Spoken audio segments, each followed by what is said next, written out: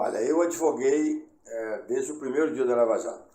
Primeira operação, que foi 14 de março, eu fui chamado para advogar para as primeiras pessoas que foram presas.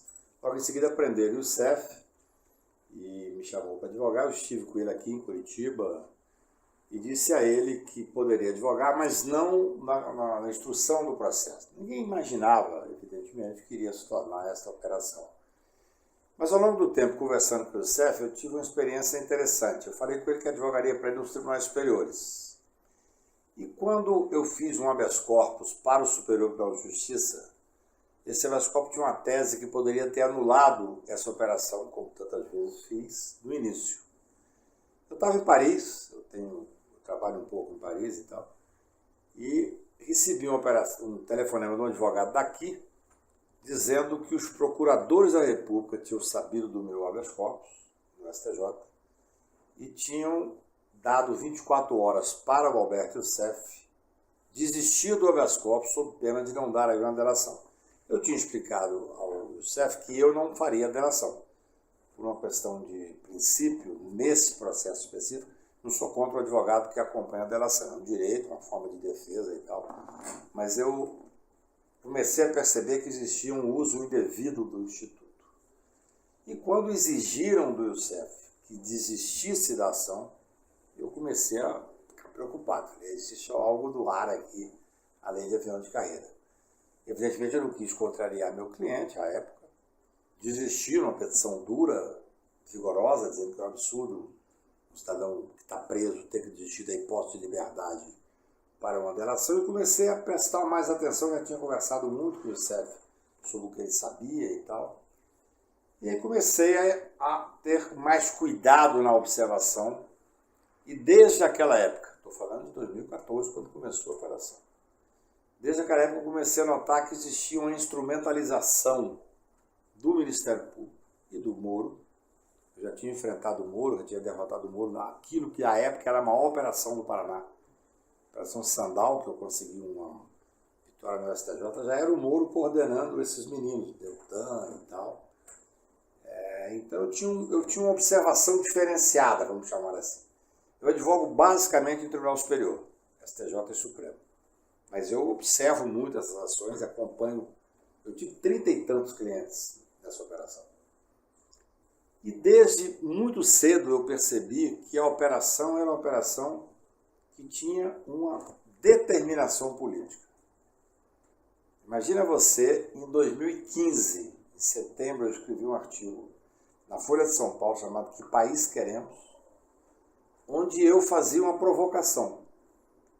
2015, na época que o Moro era semideus, os procuradores eram deusados e tal, e eu dizia com muita certeza pessoal, e evidentemente fruto de observação de tudo que eu vivenciava, que eu não tinha dúvida de que ali estava sendo tramado um golpe, entre aspas, uma tentativa de instrumentalizar o Poder Judiciário e o Ministério Público com objetivo político.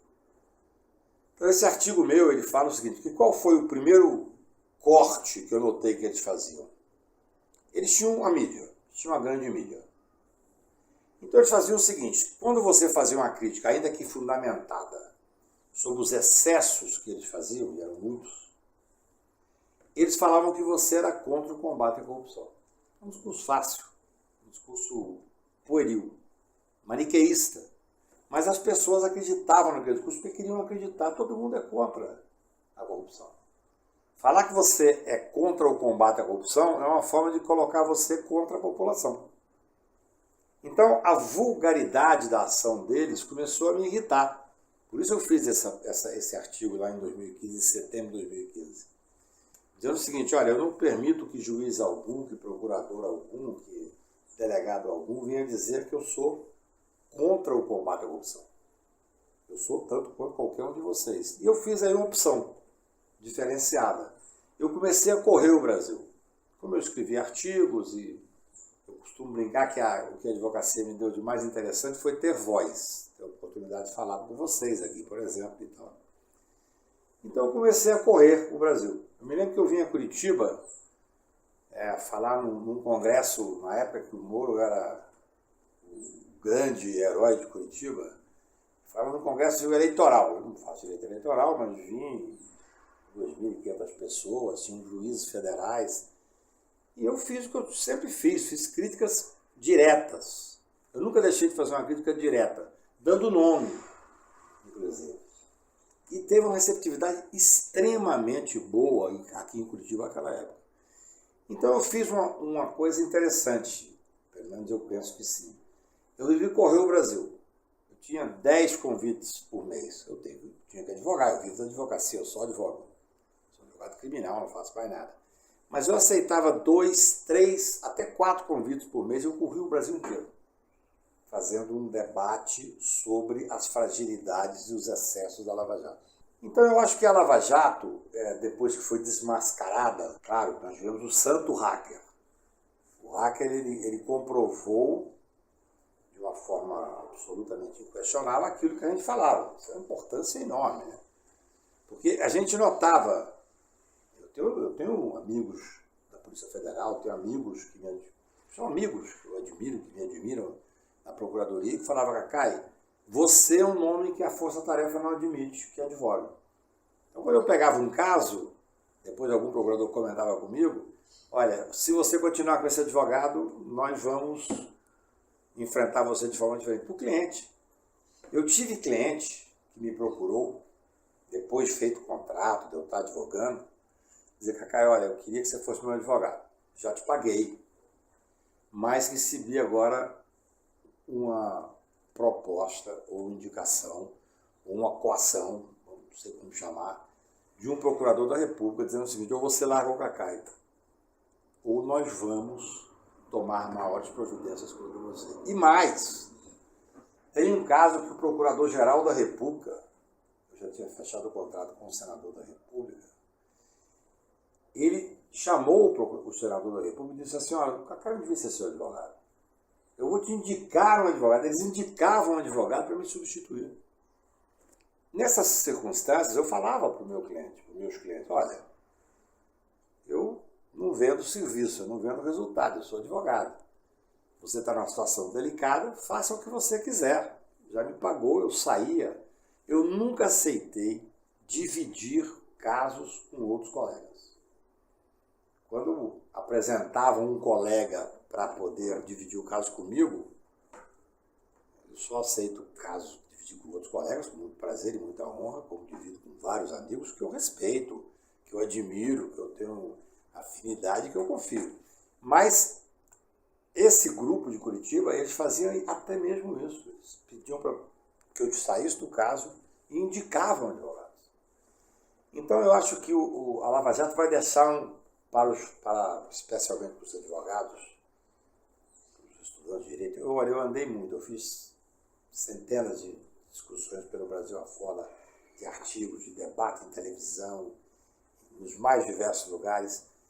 Eu acho que a grande, uma máxima do Lord Acton, lá, um inglês de 1800, que dizia que todo poder corrompe, todo poder absoluto corrompe absolutamente. A maior prova da corrupção que nós temos hoje, didática, é o Moro. O Moro se corrompeu. Ele mercadejou a toga. Ele aceitou ser ministro da Justiça do governo que ele ajudou a eleger ainda enquanto ministro. Isso é corrupção. Então, assim, eu penso que é muito interessante porque agora, nesse momento, nós estamos vivendo um momento, eu não tenho nenhuma alegria nisso, mas que comprova tudo que a gente vivia. Deltan Dallagnol está sendo hoje anunciado como, talvez denunciado, investigado por Caixa 2, que é candidato a deputado. Então, houve um momento de hipocrisia, houve um momento de instrumentalização do Poder Judiciário e de instrumentalização do Ministério Público. Mas, para mim, o mais grave é essa tentativa de instrumentalizar para atingir o poder. Eu tenho 40 anos de advocacia, eu li quase todos os grandes casos dos últimos anos do Brasil. Fui advogado de 4 presidentes da República, mais de 80 governadores, dezenas de deputados, senadores e ministros e tal. Nunca houve nada como a Lava Jato. Uma estrutura de poder que se montou instrumentalizando o Ministério Público e o Judiciário. Então, assim, acho que o grande legado vai ser para que isso não ocorra mais.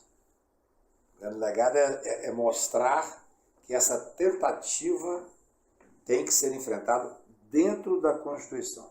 Se você pegar esse artigo meu de 2015, você vai ver que eu digo o seguinte, todos nós queremos esse combate. A diferença são os métodos. Esse que eu quero o combate dentro do devido processo legal, com respeito às garantias individuais, com respeito ao devido processo legal. Que houve uma capilarização. Na realidade, se você for analisar, fazendo uma análise histórica, isso começou um pouco com o mensalão, né? Eu fui advogado no mensalão, meu cliente era o Duda Mendonça e foi absolvido, fui um dos poucos que consegui absorver o cliente ali. Mas ali já existia uma espetacularização. Ali eu já notava que não é assim que funciona o direito penal. Eu me lembro perfeitamente que quando o ministro Marco Aurélio lançou a TV Justiça, eu fui a ele com muita lealdade e disse, olha, eu acho que a TV Justiça, um exemplo que não existe em país nenhum do mundo, pode ser extremamente interessante para que você enfrente, por exemplo, uma discussão sobre homossexualismo, sobre as terras indígenas. São questões que as pessoas têm já uma opinião ou querem ter opinião e não precisam conhecer a prova dos autos. Processo penal não. Processo penal é fato. Se você faz a espetacularização do processo penal, que foi o que fez no mensalão, você faz primeiro uma condenação acessória sem previsão legal, inconstitucional, ilegal, injusta. Eu fui advogado do Duda Mendonça. O Duda Mendonça foi absolvido. No dia que nós ganhamos, nós saímos para tomar uma e comemorar, e ele me disse, Cacai, no imaginário popular, eu sou condenado, eu sou mensaleiro. Ele saiu do Brasil, foi trabalhar na Polônia e em Portugal. Então a espetacularização do processo penal é um crime. Eu sou completamente contrário a essa espetacularização. E acho que ela começou, claro, já teve momentos anteriores e tal, mas não tinha essa capilaridade que nós temos hoje, começou no mensalão. Só que na Lava Jato, ela foi profissionalizada. Eles tinham uma estrutura para fazer essa espetacularização. Cada operação era acompanhada pela polícia. Depois da operação, já estava na mídia, 6 horas da manhã, você acostumava a receber uma operação, prenderam tal, 6 horas. Eu, como advogado, 6 horas da manhã, todo dia me acordavam com alguma coisa. Ou um cliente, ou um possível cliente, ou um jornalista perguntando se eu era advogado do fulano. 6 horas da manhã era a data-chave, assim. E aí começou a acontecer coisas interessantes, né? Porque quando terminava a operação, eles faziam uma coletiva. Delegados, agência da Polícia Federal e promotores. Depois até a Receita começou a trabalhar também. E eles faziam uma decodificação daquilo que eles julgavam ser a operação. E humilhavam a pessoa. Mostravam, por exemplo, aquilo que eles já tinham pegado sem analisar, sem nada. Nem réu era a pessoa. Se fosse, não podia. Mas o cara era investigado, às vezes depois não tinha nem processo. Mas ele era exposto na mídia qual era o objetivo daquilo. Sempre disse isso. Falei isso desde 2014. Eles faziam isso para quebrar o ânimo da pessoa para conseguir delação, para pressionar o judiciário para não ter coragem depois de negar uns pedidos de prisão e tal, e para poder se jactarem na mídia de serem poderosos, aí começar a ganhar dinheiro fazendo palestras, estão condenados agora por excesso e tal. Eu falo isso desde 2014, para mim é fácil falar essa questão. Então, houve uma estrutura muito bem montada. Assim, hoje a gente sabe por que alguns repórteres, especialmente da Globo, sumiram um pouco do noticiário. Porque eles eram agentes da Lava Jato. Eram pessoas que coordenavam da Lava Jato. Eu sei porque eu sempre tive uma relação muito respeitosa eu fui advogado de 4 presidentes da República, 80 governadores, estou acostumado a lidar com a imprensa. Quando eu queria saber alguma coisa, eu ligava para o tal ou qual jornalista, vem cá, me diz o que está acontecendo. Quer dizer, é a inversão, o jornalista era a fonte do advogado. Eu tinha que buscar no jornalista, porque ele tinha a chave, não, e para saber o que eu podia fazer olha, estão dizendo tal coisa e tal. Então, essa espetacularização, é claro que ela, respondendo à sua pergunta, ela fez um certo chamamento, infelizmente, para várias outras áreas, principalmente para juízes criminais fora da República de Curitiba. Por exemplo, a Selma, uma juíza do Mato Grosso. Ela se dizia o Moro de saia. Ela fazia humilhação com as pessoas, com o maior prazer do mundo. Ela saiu, o Moro saiu, deixou a toga, foi candidata a senadora, se elegeu senadora e foi caçada por corrupção em um ano. Um ano. O Witzel, que era o juiz federal, que também entrou nessa linha da Lava Jato, menos de um ano, ou pouco mais de um ano, estava caçado. Ele julgava que ia ser presidente da República. E tantos outros, o Bretas, que está lá hoje, né, pendurado, ninguém sabe como. Então, essas ações, elas têm, ações midiáticas, elas têm um poder deletério muito grande. Porque, assim, não só, e o principal para mim é isso, eu sou advogado criminal, não só é negativo para a pessoa que está sendo processada, que deixa de ser técnica a acusação, deixa de ser técnica a defesa, mas ela também tem essa espetacularização que permite essa capilarização fora do processo. Ela encanta o rapaz que trabalha na imprensa, ela encanta o procurador que é novo e que acha que tem que, para fazer bonito, tem que seguir esses caras que agora estão sendo todos processados. É muito engraçado, porque quando eu dizia, em 2018, eu dei uma entrevista no UOL, quando o Moro largou a 13ª vara e estava assumindo o Ministério da Justiça. Eu dei uma entrevista em novembro de 2018. Me lembro que uma página inteira, o título era Moro terá um fim melancólico. Eu recebi telefonema dos 3 ou 4 ministros supremos. Cara, você está ficando maluco? O cara está assumindo o Ministério da Justiça, tudo poderoso. Eu falei, olha, eu conheço por dentro essa operação, não tem como, é podre. Tudo isso que eu falava lá aconteceu agora de uma forma muito forte. Agora, isso fez com que tivesse uma capilaridade terrível. Teve um subprocurador da República, do STJ, que reconheceu aquilo que nós mais batíamos, que a delação era o fim último, que eles prendiam para ter a delação. Então o Ministério Público se desmoralizou. Se desmoralizou a partir do momento que se chama-se tortura.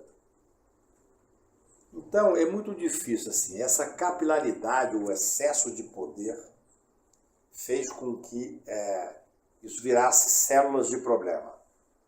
A prepotência de um membro do Ministério Público, a prepotência de um juiz, essa arrogância natural do judiciário. O judiciário é um poder autoritário, autocrático, fechado, naturalmente.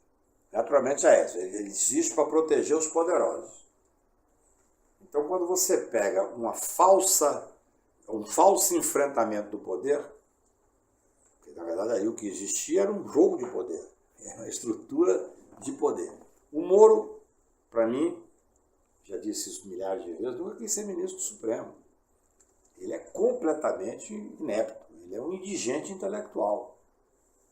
Não dava para imaginar o Moro sentado na frente da Justiça discutindo com o Lewandowski, com o Celso de Mello. Ele não tem nenhuma competência intelectual. Ele tinha uma estratégia de poder que se revelou para ele vitoriosa quando ele elegeu, ele foi o principal eleitor do Bolsonaro. Claro, ele tira o principal oponente do Bolsonaro e depois aceita ser ministro da Justiça. Isso chama-se corrupção. Repito. Então, a partir daquele momento, ele se sentiu vitorioso. Ele conseguiu derrotar um projeto de poder que ele era pago por alguém, nós vamos descobrir isso ainda. Nada disso ocorre por acaso. Ele destruiu um projeto de poder e assumiu um outro projeto de poder. Como ele é um indigente intelectual sob todos os aspectos, naquela época ele seria um candidato a presidente da República forte. Hoje, não sei se se elege síndico em Curitiba, entendeu? Mas ele elegeu o Bolsonaro. O Bolsonaro é fruto direto da ação deletéria que o Moro fez no judiciário, na imprensa, em todos os lugares, junto com esse grupo de Curitiba. Nós não podemos esquecer os procuradores. Nós temos que ter responsabilidade de apurar tudo que eles fizeram. Eu vou te dizer uma coisa. Há muito pouco tempo atrás, quando começaram a investigar os procuradores em Brasília, no inquérito do STJ, um dia recebi um telefonema, Brasília é pequena, tem cheio de fofoca e tal. Um jornalista importante me dizendo, Cacá, está tendo uma notícia que vão prender o Deltan e o grupo dele nesse inquérito que o Humberto Martins, presidente do STJ, determinou a abertura. O que você acha? Eu falei, sou contra. Acho que eles me ligaram achando que eu ia me regozijar de alguma forma. Eu falei, não. É um dos temas que nós colocamos quando derrotamos o projeto anticrime. Não tem contemporaneidade, não tem por que prender. Então, assim, eu acho que eles fizeram um projeto de poder. Eles utilizaram o Poder Judiciário, utilizaram o Ministério Público, junto com boa parte da imprensa e do empresariado nacional e internacional, e felizmente foram descobertos. Isso, claro que teve uma capilaridade enorme. Nós temos Moros pelo Brasil inteiro e Deltans pelo Brasil inteiro. Moro e os procuradores que ele coordenava se fiaram um pouco, se miraram um pouco na operação italiana, Manipulite. A Manipulite, nós tivemos lá 33 suicídios. 33 suicídios. E ao final se provou que boa parte das delações eram feitas para poder destruir grupos inimigos. E a Manipulite, o que redundou na Manipulite foi Berlusconi. Então, assim, esse método, se tivesse sido lido, é porque, infelizmente, as pessoas só leram os livros até a metade. Se tivesse estudado um pouco, você ia notar que o Brasil ia chegar a isso.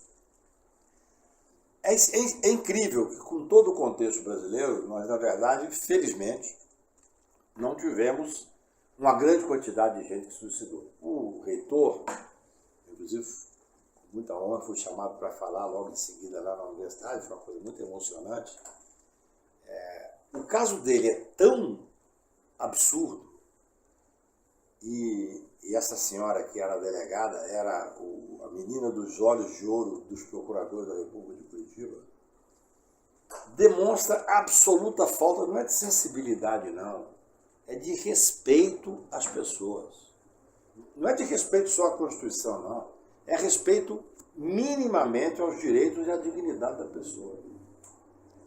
O reitor, a quem eu rendo as minhas homenagens, a família e tudo, ele, felizmente, foi o único que suicidou. Porque houve um suicídio não explicitado de muita gente. Houve uma morte não declarada de muita gente. Eu, como sempre, fui contrário à delação, porque eu acho que esse grupo estuprou o Instituto da Delação. Eu perdi vários clientes. Eu era advogado tradicional de várias empresas dessa aí. Eu fui advogado do Emílio Odebrecht a vida inteira. Nunca fui advogado do grupo Odebrecht depois do Marcelo. E de várias outras, não vou citar não. E eles começaram a delatar. E me ligavam às vezes. E eu dizia, olha, sou contrário ao que vocês estão fazendo. Acho que está havendo uma instrumentalização da delação. Acho que isso não funciona dessa forma. É o desespero da prisão. E aí, aconteceram coisas que são humanas, que as pessoas às vezes esquecem, né? Eu recentemente estava num restaurante em São Paulo e levanto uma pessoa para me abraçar, eu não a reconheci. Era um ex-cliente meu, diretor de uma grande empresa nacional, de quem fui muito amigo. Eu fico amigo dos meus clientes. Eu tenho eu saio para beber, eu saio para jantar, eu fico amigo. Eu não consigo ter uma distância dos clientes. Eu acho que faz parte, naquele momento da angústia, do sofrimento, faz parte do advogado estar junto como amigo também. Eu vejo uma pessoa muito magrinha me abraçar, quando eu vi era um ex-diretor muitíssimo importante do Brasil. E ele aos prantos no restaurante, dizendo, olha, eu devia ter ouvido você. Eu perdi minha família deixou de me respeitar, eu não tenho mais amigos, não funcionou nada, eu fui lá e entreguei as pessoas. Eu menti, eu tive que entregar pessoas, eu fiquei impressionado, eu no meio de um restaurante. E ele assim, completamente destruído, me falando isso. Depois, quando eu levei várias teses ao Supremo, né? A tese da politização da política, foi uma tese que eu era advogado de alguns senadores, e nós vimos claramente que existia uma estratégia por parte do Moro e dos seus comandados, dos seus asseclas lá, dos procuradores, junto com o procurador-geral, quando era no meu caso que eu advogava para senadores e tal, advogo. Era uma tentativa de criminalizar a advocacia e criminalizar a política. Então eu fui a Berlim, consegui lá os 2 maiores brasileiros para mim que escrevem sobre o tema e pensam sobre o tema, que é os 2 caras que são meus amigos hoje, que é o Laor Leite e o Luiz Greco, e fizeram pareceres sobre criminalização da política. Quando nós fizemos isso, nós levamos para os tribunais, eu comecei a ter uma resposta interessantíssima, que é de ex-clientes, diretores, que falavam, pô, por que eu não fiz isso? Por que eu cedi aquela pessoa? Você deu por causa da prisão, por causa dessa coisa covarde que essa República de Curitiba fazia, que é de pressionar, e pressionava a família, e humilhava. Eu sou advogado de um senador que, quando ele teve a busca e apreensão na casa dele, eles entraram, o portão estava estragado, eles quebraram o portão, não deram conta, colocaram uma bomba no portão.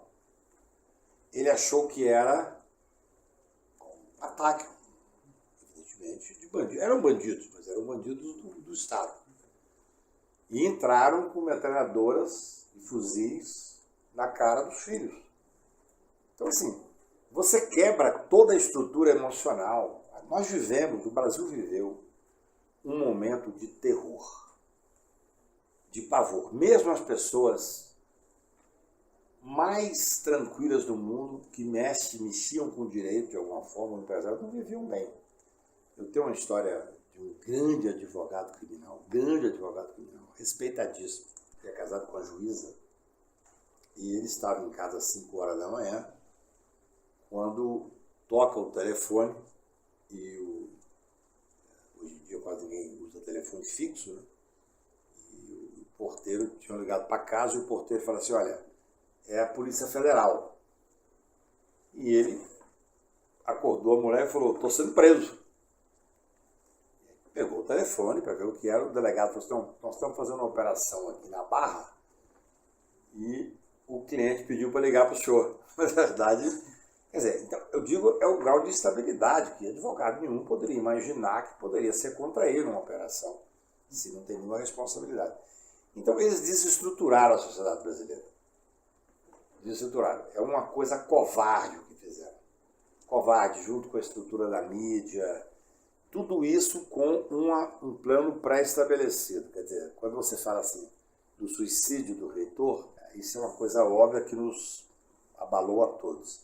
Mas houve mortes outras, houve outros tipos de mortes, pessoas que deixaram de conviver socialmente, pessoas que perderam a relação da família, pessoas que foram expostas e que depois sequer foram denunciadas, mas que, no entanto, a exposição foi tal que fez com que elas perdessem completamente qualquer tipo de prazer de viver.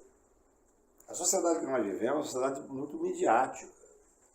Imagina o que é você fazer uma ação contra uma família estabelecida, que vive bem, e colocar essa pessoa no Jornal Nacional, em todos os jornais, como sendo, fazendo parte de uma organização criminosa. Uma vez eu recebi um telefonema domingo à noite, de uma pessoa completamente desestruturada, dizendo, o Jornal Nacional ontem fez sobre mim durante 15 minutos e tal. Pedi para ele ir na minha casa, eu conversei com ele, ele não tinha absolutamente nenhuma relação, o nome dele tinha aparecido por acaso e tal. Nós conseguimos, em mais ou menos 2 meses, fazer com que ele não fosse sequer mais investigado. Mas durante 2 meses, a empresa dele teve tudo bloqueado, os filhos dele tiveram que sair da escola. Nós vimos um clima de terror, nós vimos um filme de terror. Um filme de terror com apoio de boa parte da população. Uma classe média que ficava vendo televisão e achando bom aquilo que estava acontecendo, sem ter a menor noção se aquilo representava de alguma forma uma verdadeira investigação. Eu costumo dizer o seguinte, eu escrevi um artigo há 30 anos atrás, até no livro coordenado pelo professor René Dotti, aqui de Curitiba, há mais de 30 anos, em que eu falava a questão do jogo de máscara. Quer dizer, o cidadão está em casa, vendo televisão, dificuldade financeira, dificuldade com a mulher, dificuldade na estrutura social dele. E aí vê sendo preso um político importante, isso muito antes da Operação Lava Jato. E depois eu era contrário, porque eu acho que nós temos que lutar para que sejam dados a esses cidadãos aí, Moro e quadrilha dele, os direitos que eles não deram a ninguém. O Moro diz, a boca pequena dizia, que a maior derrota dele era a questão da segunda instância. Eu que entrei com a DC 43, depois, felizmente, colegas vieram e aderiram, sozinho eu não teria dado conta, mas eu que entrei e que resultou numa confirmação de um texto legal constitucional questionável, e que foi que deu a soltura do Lula. O Lula está solto por causa dessa vitória da DC. Lula e tantos outros. Quando eu entrei, o Lula não era nem processado, eu não entrei por causa do Lula. Mas é importante que essas vitórias que nós tivemos, e foram muitas, nós destruímos o pacote anticrime, sirva para eles agora que eles vão ser investigados, porque não tem saída. No dia que terminou o julgamento da parcialidade do Moro, eu estava em casa, fiquei vendo a televisão, tomando um vinho, e ouvindo o Gilmar, o Lewandowski falar, a Carmen Lúcia, parece que eu ouvia o que eu falei pelo interior do Brasil durante 3 anos. Aqui no Paraná, em Minas Gerais, na Bahia, Pernambuco. Era a mesma frase, eram as mesmas construções jurídicas. Quando terminou, que eu comecei a receber telefonema de jornalistas, a primeira coisa que eu falei foi o seguinte: olha, agora nós temos que investigar por que aconteceu isso. Qual a responsabilidade que esses juízes e esses procuradores têm? E principalmente uma coisa que ainda ninguém fala. Qual a responsabilidade dos advogados que estavam nisso? Advogados que foram forças acessórias do Ministério Público. Quando eles pediam para eu sair, deixar de advogar, tinha os advogados de plantão. Eu quero que a OAB, eu já falei, eu não faço parte da OAB, mas já falei isso várias vezes em público, eu quero que a OAB faça uma severa investigação da responsabilidade dos advogados nesses excessos. Advogados que serviam como força auxiliar. Advogados que se prestaram a substituir um colega porque podiam fazer uma delação melhor, podiam fazer um acordo. Tem a mesma responsabilidade, ou talvez até maior, do que os procuradores da República.